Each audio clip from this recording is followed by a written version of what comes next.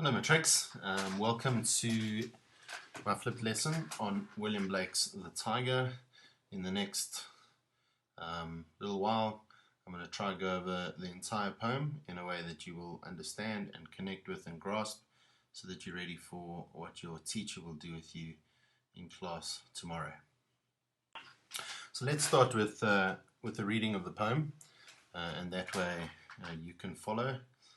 The words will be on the screen of the video, and and then we can get into the analysis and some background of the poem as well. The Tyger by William Blake. Tyger, Tyger, burning bright in the forests of the night, what immortal hand or eye could frame thy fearful symmetry? In what distant deeps or skies burnt the fire of thine eyes? On what wings dare he aspire? What the hand dare seize the fire? And what shoulder and what art could twist the sinews of thy heart? And when thy heart began to beat, what dread hand and what dread feet? What the hammer, what the chain? In what furnace was thy brain? What the anvil, what dead grasp dare its deadly terrors clasp? When the stars threw down their spears and watered heaven with their tears, did he smile his work to see? Did he who made the lamb make thee? Tyger, Tyger, burning bright in the forests of the night, what immortal hand or eye dare frame thy fearful symmetry?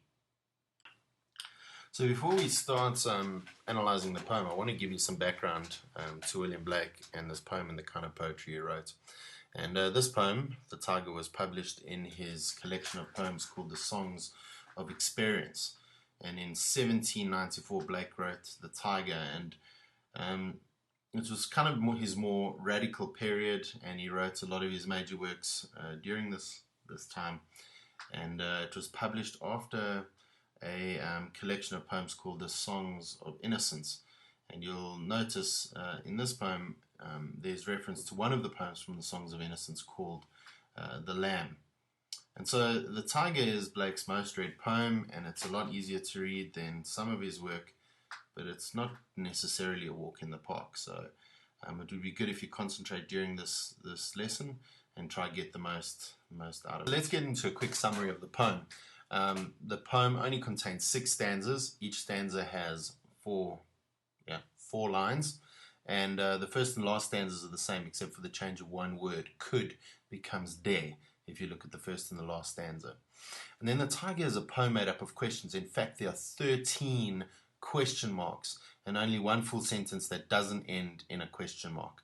And these questions are addressed to the Tyger, and they're like, who made you, Mr. Tyger, and how were you made, and where, and why, and what was the person or thing that made you? And those are the big things. And there have been lots of interpretations of this poem, but the key thing to notice is there's no narrative movement in this poem. There's no real story.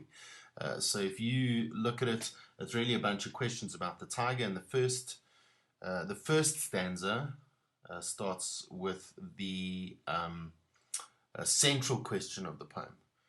So you're looking at this question, what immortal hand or eye could frame thy fearful symmetry? Really asking, who could have made you? The second stanza questions the Tyger about where he was created. The third about how his creator formed him. The fourth asks the question, what tools were used? And the fifth stanza goes on to ask how the creator reacted to his creation and who exactly this creator was. And then the sixth restates the original central question and raises the stakes a little bit because it changes the question from who could create the Tyger to who would dare. Okay guys, now you've got to put your thinking caps on, because now we're going to get to what really matters. We're going to be analyzing this poem line by line, or really kind of 2 lines by 2 lines. So let's look first of all at lines 1 and 2. Tyger, Tyger, burning bright in the forests of the night. So this kind of sets up the poem. It's addressed to the Tyger. Tyger is repeated twice, which creates like a chant-like mood to the poem, and really a sense of mystery is introduced in this poem at this point of time. But like what's the whole vibe with burning bright in the forests of the night? He's not talking about a tiger being on fire. You've got to understand this. This tiger isn't like boom, spontaneously combusting, but really there's some unexpected metaphors in this poem, and you know, you've got to chew on them a little bit and look deeper. And if you do look deeper, burning bright could describe the appearance of the tiger, the fact that the tiger has orange or fiery fur, but more likely there's this deeper level of this kind of energy and power that the tiger has. And then the tiger's presence in the forests of the night, well, there's real kind of mystery to that. There's the power of this creature lurking.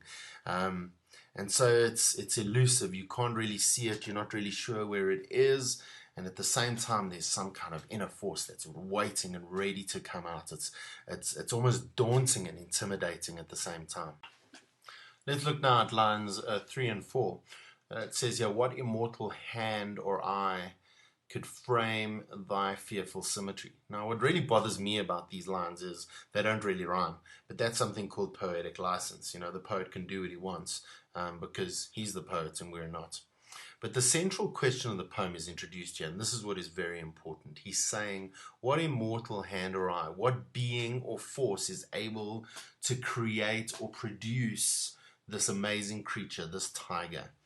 And so the whole idea of immortal hand or eye references a creative God. And most people would say that Blake is referring to the Christian God, the creator. And so he's asking this question about God. How could you do anything, God, or how could you create anything that is so powerful, almost maybe challenging your power? And so fearful symmetry is also quite interesting, because the whole question of symmetry has a lot to do with beauty and this form that is created. And so there's this big, mysterious, terrifying, enormous, huge thing called the tiger that has been created by this divine being. And so there's a lot of mystery, artistic beauty, divinity, divineness in the creation of this creature. In lines 5 and 6, we see some of these images are repeated, especially in line 6, where it says, burnt the fire of thine eyes. But in these lines, he's asking, in what distant deeps or skies burnt the fire of thine eyes? And he's really saying, where were you created? The use of distant deeps or skies could refer to a distant place, an otherworldly place, but perhaps a kind of hell, the deeps, talking about what Christians refer to as the place down there, hell, or the skies, heaven. And then the metaphor of the burning continues and refers really to a power and a fearfulness of this tiger. In lines 7 and 8, we read the following. We read, on what wings dare he aspire? What the hand dare seize the fire? And so the question is, well, who is he? Maybe God, it may be the poet, it may be the artist, and it's pretty unclear what he is for sure. But what we do know is that he is the creator of this tiger. The tiger that we know is a big, powerful, mysterious thing, must have a big, powerful, mysterious creator. And then the image of this fire comes through again. And so the hand returns from line 3, as well as fire, and the image of flying on wings is added. So there's these allusions to supernatural power, but not necessarily God. And then there's also this notion of daring. Who dare do this? That is added, which we will see comes back in the last stanza again. Okay, we're going to look at the entire third stanza now, lines 9 to 12. And what shoulder and what art could twist the sinews of thy heart? And when thy heart began to beat, what dread hand and what dread feet? And so the stanza continues to question who or what the creator of this tiger is. You'll notice that there's that word "and" at the beginning, and that tells us that it repeats the previous thought. The reference to the shoulder, I don't know if you've heard that idiom, put shoulder to the wheel, put your shoulders to the wheel. It really means to work hard. And so this word shoulder almost signifies this bodily strength, this working. Could create the tiger, twist the sinews of your heart. Who could put the sinews of your heart together in such a way that they work? And the word art refers to the skill that could put the tiger together. So it really is, it's a creative process that is referred to. And then lines 11 and 12 are a little stranger, maybe more mysterious. But whatever the answer is of this, the use of dread kind of introduces this fact that there's power and mystery involved in this tiger and in the creation of this tiger. And this tiger is something fearful. Let's look at the next stanza. We're going to look at those 4 lines together in stanza 4. What the hammer, what the chain, in what furnace was thy brain? What the anvil, what dead grasp, dare its deadly terrors clasp. And these lines further that image of how this tiger was created, but really uses the metaphor of the blacksmith. Now, a blacksmith is someone who works with metal, and back in the old days, the blacksmith used to forge whatever he was making, and they would go through a process of heating steel and banging it into shape. And so all these are blacksmith tools. So they use a furnace to heat, a fire to heat the metal. They'll use a hammer to hit it into place. They use an anvil. That's kind of a strange shaped thing that helps you shape metal with the hammer into different pieces. And this stanza is very chant-like as well, rhythmic, the quality we talked about in lines 1 and 2. And we also sense that there's this increase in volume and pace, and that the poet is really building up the power and the might of this tiger that is being created. So it's very important in these 4 lines to know that the hammer, the chain, the furnace, the anvil, and the clasp have referred to tools of a blacksmith. And also, what dread grasp dare its deadly terrors clasp? So, which being could hold such a dreadful creation in its hand? So it's asking questions about the creator of this incredible creation. Okay, stick with me. We're getting to the end now. Line 17 to 20, which is the next stanza, stanza 5, says this: And when the stars threw down their spears and watered heaven with their tears, did he smile his work to see? Did he who make the lamb make thee? And these are the most clearly Christian words of the poem. And so lines 17 to 18 might be a little ambiguous. They might be referring to the cast down of the angels after Satan rebelled against God. And so, you know, there's a little bit of ambiguity there. And it refers back to the poem Paradise Lost, which is not something you really necessarily need to know. No, but really the same he that he referred to in line 7 is this he that he refers to in line 19. And so that's why we can kind of infer that he's possibly referring to God. And it's a closer reference to God than in the other stanza. The lamb as well, did he who make the lamb make thee, is a traditional reference to Jesus Christ, who was also not necessarily made by God, but connected to God. And so Blake also wrote a poem called The Lamb. So this is a reference to that poem. But he's basically asking, did he who make the lamb make thee? Did he who creates Jesus Christ, or he who was related to Jesus Christ, also make you? And so there's this real juxtaposition, this idea of the lamb versus a tiger. And if you think of real animals, a lamb versus the tiger, you get like quite an interesting contrast. But also the idea of Jesus Christ and this being with the potential for evil and destruction. If you look at the final stanza, this is a very interesting, because the final stanza is almost exactly the same as the first stanza. So why this repetition?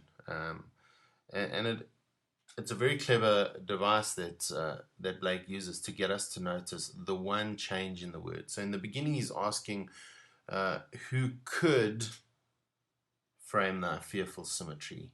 He now says, who dare frame thy fearful symmetry? And he's questioning the nerve of the creator. Who would have the guts to create something so fearful, something so big, something so powerful, and something so mysterious? It goes beyond Blake's comprehension as he looks into the eyes of the tiger. Dun, dun, dun, dun, eye of the tiger. When he looks into the eye of the tiger, he realizes that there's something powerful and mysterious and huge there that has the potential for huge destruction. And he's basically talking a lot about evil in the world, and how, did God create evil as well as good? And we'll get into some of that now. So in summary, there are a couple of things that you need to come to grips with. Is first of all, that this poem is about a creator. It is about a tiger. It is about questioning of what kind of creator could create such an amazing, awe-inspiring, dreadful, fearful being. What creator would dare create it? There are questions of innocence, and there are questions of evil. There is much religious imagery. There is questioning of the religious views of that day, and Blake really is trying to come to grips with this idea of this amazing creation of the tiger, and he is left wondering who could have created. It's also important to note that there are a number of interpretations of this poem, and lots of people will interpret it in different ways. And to be honest, the poem consists entirely of questions or unanswered questions.